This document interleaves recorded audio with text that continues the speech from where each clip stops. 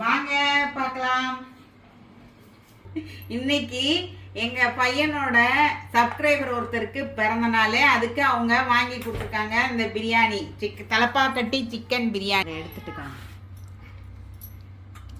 முட்டை ஒரு plate, chicken biryani, முட்டை, தயிர், கட்டி தயிர், சிக்கன் 65, தயிர் பச்சடி, ஆனியன் தயிர் பச்சடி,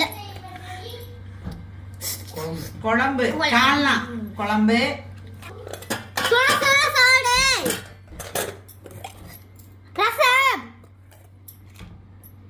பிரெட் அல்வா,